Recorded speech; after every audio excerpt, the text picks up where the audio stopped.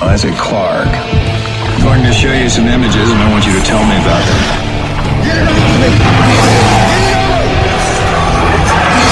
It was just a short look. So much shit in my head. What did the symbols whisper? Where are you going? It's not over between us. You can't run forever.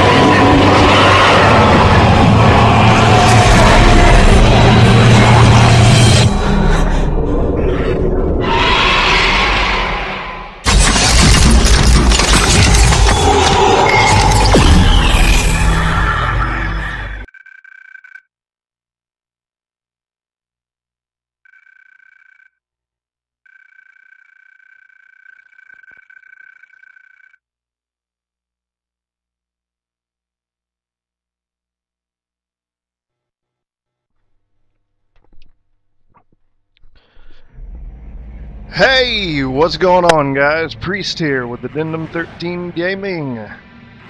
In this series, we're going to be playing Dead Space 2. One of my all-time personal favorites. In my opinion, Dead Space has reincarnated, resurrected the genre of survival horror. A genre previously beaten to death. Thank you, Resident Evil 5. I am so lucky to be serving aboard her. But anyway, these after the cutscene here, you'll see it goes on for quite some time. We'll finally get to the game. So in this walkthrough, I'm gonna try to pick up all the audio logs, all the text logs, all the little hidden power nodes. We're gonna be talking about achievements. I'm gonna try to point some out to y'all along the way, and also I'm gonna be giving you guys tactical pointers for games such as for modes such as hardcore mode if you want to go after it. Now this run through I'm playing on New Game Plus on Zealot difficulty. Now, if you're interested in going after hardcore, hardcore is the hardest difficulty in the game. There is no New Game Plus within the hardcore difficulty. When you go to it, there's no checkpoints, and you can only save your game 3 times for the entire game. Meaning if you save at Chapter 5 and play to Chapter 10 and then die, you go back to Chapter 5 where you saved your game. Or if you play to Chapter 10 without saving at all and die, you go back to what we're watching right here now, the opening cutscenes. So it is kind of a pain in the ass, so I'm going to be talking a bit about strategy, tactic.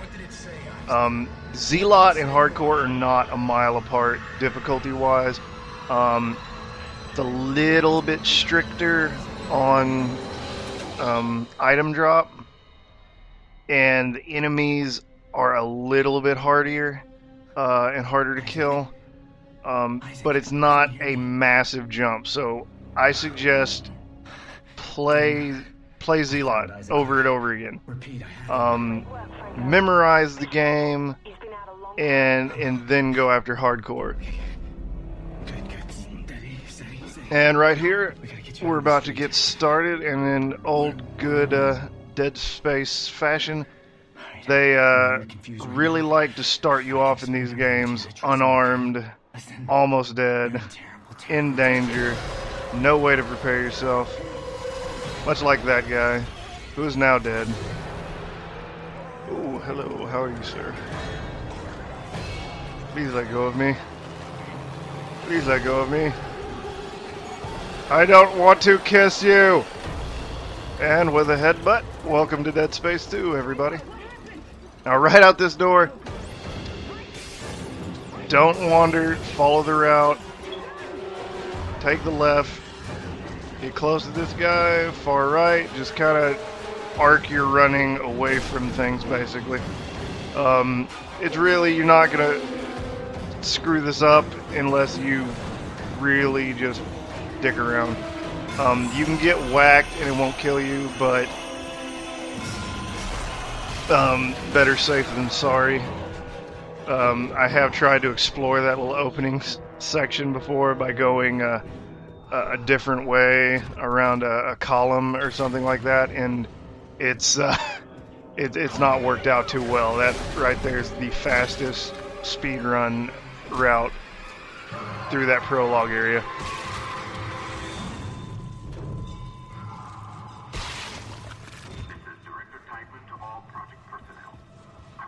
Now, through all of this opening prologue, as long as you have a straitjacket on, you don't have to worry about collecting items or enemies or anything like that. Soak up the atmosphere and just follow your waypoint to the end, because your only mission right now is to just get out of the straitjacket. It's quite boring. And boring is a good point to bring up, because in hardcore mode, it's best ideally to wait till chapter 5 to make your very first save of the game. Now, the issue with that is if you die, you have to go through all of this opening shenanigans again. You have to watch the opening cutscenes, you have to talk to this guy. My very first attempt at hardcore difficulty, I died, I think, twice, being really stupid, and I had to go through all this crap both times. And eventually I just gave up, and I actually made my first hardcore difficulty save at the very beginning of chapter 2. Why there? Well, the reason is that is the first location that you encounter a store and a bench. But anyway, after your little conversation with that dude, you're going to come over here, grab a small med pack, give you a little bit of health, grab your flashlight, and watch this guy commit suicide.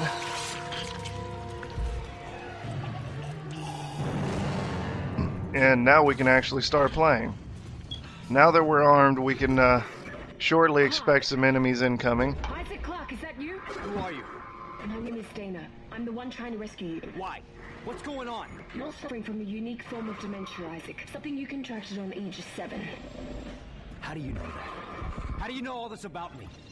Your dementia will kill you. But if you can get here, I can treat you and get you to safety. Why should I trust you? Because I'm not the one. And while we're in the elevator, let me just talk to everybody about one of the most important things if you're going after hardcore mode. Get the DLC. It doesn't cost very much, and it is available at the store without finding schematics or buying it. Meaning, if you can make it to the beginning of chapter 2 on hardcore, you'll have suits and weapons available. You don't want to have to go out of your way to find weapon schematics, because when you start hardcore, you have to start blank from scratch. You have nothing. It's a new game, difficulty only. And the only things that will pop up in the store are DLC content and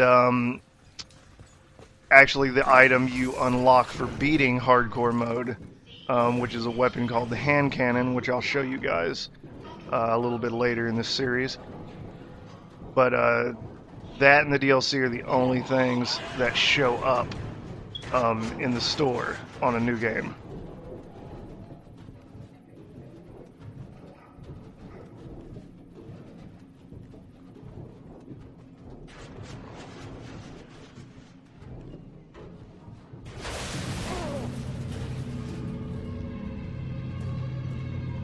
Alright guys, right here we're going to grab our kinesis module. Tideman finds you, more people will die. Just come over here and fiddle around with the computer, You don't have to like it. and we will Get locked in. start. Alright. Now I missed that one, but you notice what I'm actually trying to do is get the body out of the way. This right here isn't that bad though, but what you do want to do, there's another glass panel directly behind me. Don't bust out that one because it's going to make them come, you see it right there to my right, it's going to make them come from multiple directions. They're coming this way right now because this is the open path. There's a couple spots in this game that are like this where they come to the open spot in the glass or whatnot because I don't know, they're too dumb to realize that they can break the glass. But right here you notice I bring the shelf with me. These stakes, and you can use brooms, and you can see right there there's actually a stake already in the elevator. But do that. Smash that shelf. I keep missing. And it's easier to aim spikes with different guns. Generally, like the plasma cutter is in my opinion the easiest to aim with when you're shooting impalement stakes and different kinds of objects. But make sure if you're playing on the harder difficulties, check everything. Don't miss a box. And conserve ammo. You know, that's what we were doing with the stakes. You know, bring them into the elevator. Carry them with you. There's going to be several spots that y'all see me do that, where I transfer items to a different location because I know I'm going to need them either right away or later when I backtrack through the area. Anyway, as you see, not much going on here, so go ahead and grab some ammo, and you can actually grab your plasma cutter ammo before you actually get your plasma cutter, which is what we're doing here. Just poor son of a bitch left on the operating table. Just come over and interact with the computer monitor, and we will be getting our first gun of the game.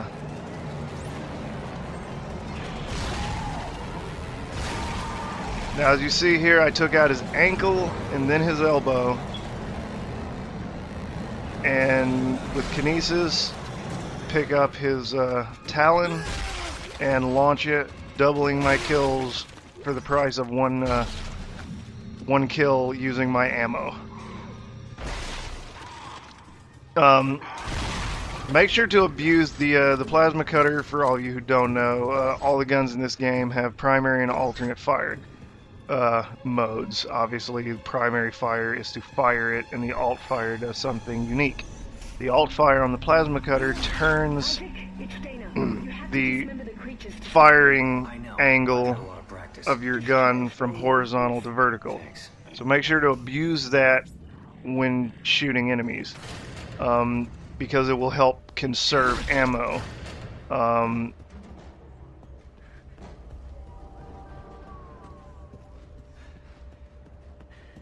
See here. Oh.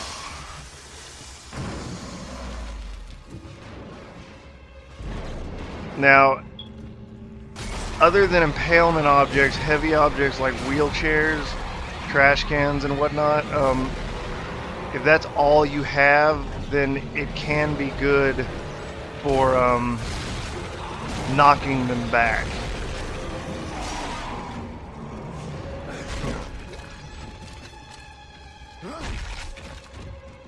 And right here, this game is predictable. That's one of the charming things about it. It's one of those games that allows you to play it over and over again until you know where every necromorph is going to jump out before they do.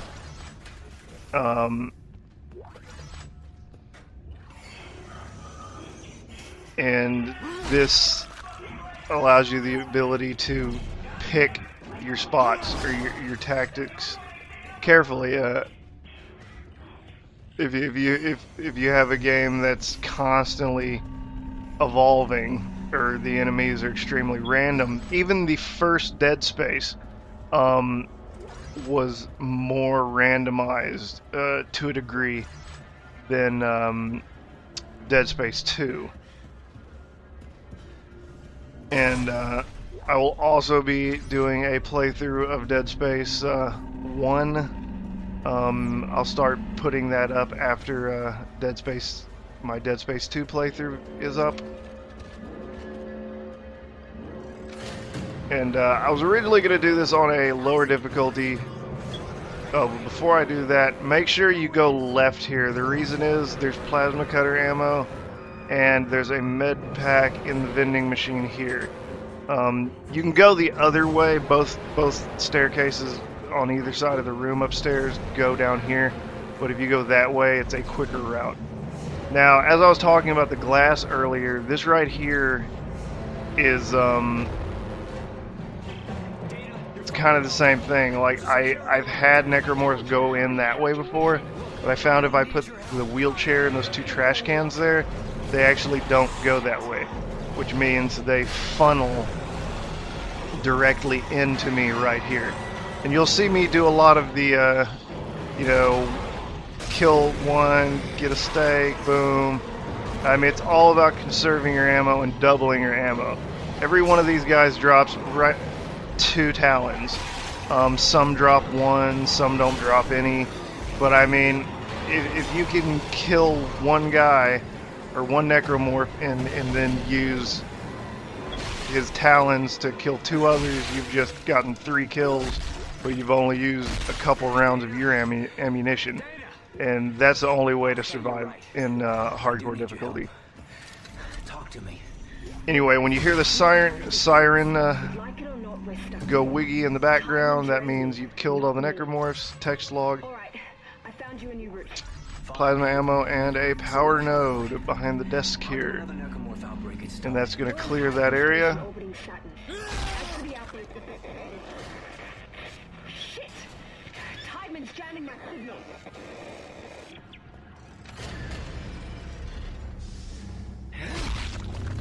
Now, there's going to be a few spots in this game that I point out as big hardcore issues. This is the first one. This is a pain in the ass on hardcore. It's not a hard spot in the game. The issue is if you just happen to miss.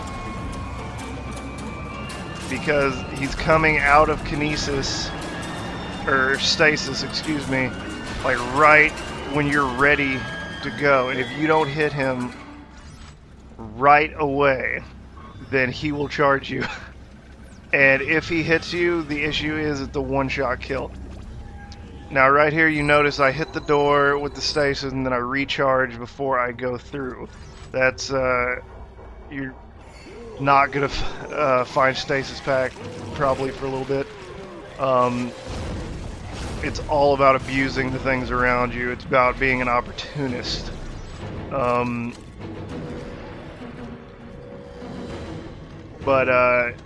Yeah, that the room back there, make sure you get the guy with stasis right away. You'll find in hardcore mode the one-shot kills, those are the things that you have to primarily be concerned about. In here there's just a power node, a couple boxes, a couple pukers, which I've already dispatched. Pukers are a pain in the ass. They're kind of random. I like to go for the leg, and then head generally works if it's a good headshot. But they put them in at really random times in the game, and sometimes when you shoot off the leg and they collapse, you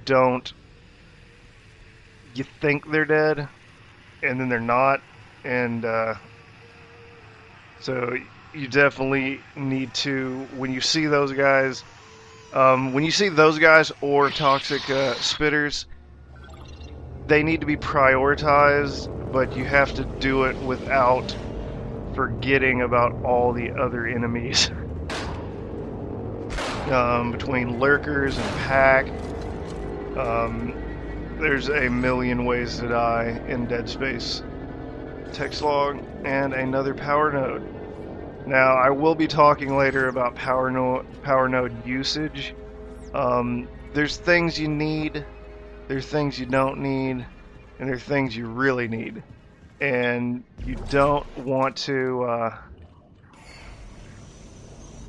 waste anything in this game. Now, this is what I'm talking about. This is a decompression window. There is actually an achievement for decompressing necromorphs. A certain number. So you see necromorphs in one of those windows. If you want to give it a shot, don't recommend it on hardcore, but as you see here, I had to use one shot to close that, so I go back and I got that one bullet that I didn't have room for in my inventory. And this guy will always come alive. Dispatch him. Now, I actually have a full inventory in this because, like I said, I'm playing this run on New Game Plus. But there's a schematic, which is the elite suit, I believe, a power node,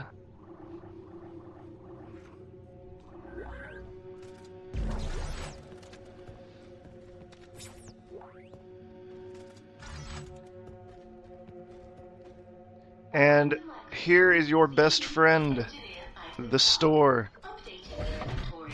Now, there's a ton of DLC suits on top of the suits that you can unlock in the game. And every time I get to a store throughout this playthrough, I'm going to go ahead and swap my suit, just so you guys can kind of see a variety. Now, this right here is the Zealot suit, which is unlocked if you have the code from purchasing the Collector's Edition. You also unlock this suit for use in the multiplayer. Now, as you see, my inventory, or my storeroom, is rather stacked. But inventory setup is, I run a pretty strict thing. I generally like, on the harder difficulties, I generally like 2 medium med packs and 2 small med packs. And then I like one cube of 3 stasis packs, and then my guns and the ammo, of course. Now, as far as the guns go, there's a lot of cool guns in the game. The Ripper, Flamethrower, Line Gun, Javelin Gun, I mean, the list goes on. But in my opinion, there's only a few guns that are vital. And that's the Force Gun, which I'm holding. I'm using the DLC Bloody Force Gun because it has, I believe, plus 10 damage and plus 10 reload speed. But the Force Gun, okay, right out here, interrupt me for a second, power node. Force Gun, Plasma Rifle, Detonator Mines, and really that's it. As you notice, I don't even have a 4th gun here. But Plasma Cutter is generally what I put. Now, this room right here is going to be your first big encounter of the game. And your basic Kinesis, not even upgraded, will allow you to reach all these boxes. And on hardcore mode, you're not going to have very much at this point. And also note how I'm using Kinesis and then dropping it to the Stomp. That's the least aggravating and quickest way to grab what's inside of a box. But anyway, you notice he doesn't trigger until I cross the middle column in the middle of the room. So as long as you stay on the back side of that, go ahead and grab all those boxes. It will give you a few rounds of ammo, maybe a health pack, and you'll need all the help you can get.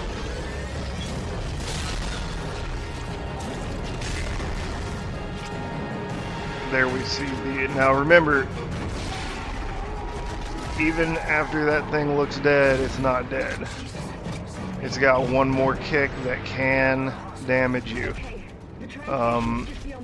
So make sure that the people are talking. As long as you're in a dialogue section here, then that means it is dead. I forgot one thing back here in the corner. Some more ammo, and make sure recharge your stasis. You're going to need it. Only if you reach me in time. Tram station, get moving. But it looks like that's about it for this episode, guys. So I'm gonna finish talking about what weapons you need and that kind of stuff in episode 2. So thanks for watching. I hope you enjoyed it, and we made it. If you're on hardcore difficulty, you've made it through chapter 1. It's a start. You still got a ways to go though.